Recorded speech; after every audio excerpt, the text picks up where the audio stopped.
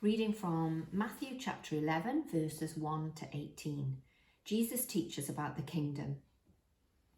After Jesus had finished instructing his 12 disciples, he went on from there to teach and preach in the towns of Galilee. When John, who was in prison, heard about the deeds of the Messiah, he sent his disciples to ask him, "Are you the one who is to come, or should we expect someone else?" Jesus replied, "Go back and report to John what you hear and see.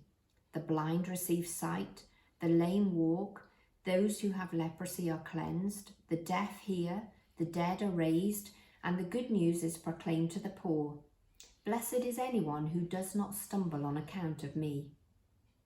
As John's disciples were leaving, Jesus began to speak to the crowd about John. "What did you go out into the wilderness to see? A reed swayed by the wind? If not, what did you go out to see? A man dressed in fine clothes? No, those who wear fine clothes are in king's palaces.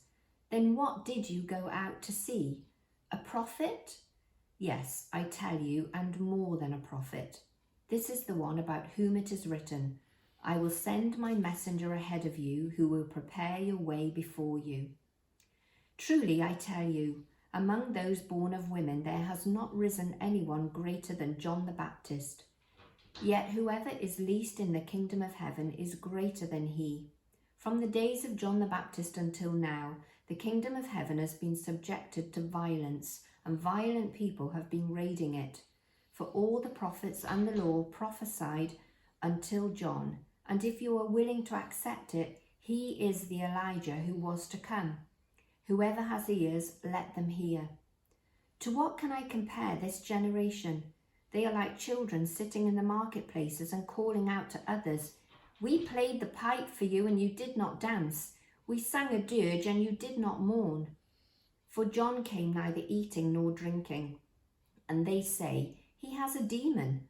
The Son of Man came eating and drinking, and they say, 'Here is a glutton and a drunkard, a friend of tax collectors and sinners.'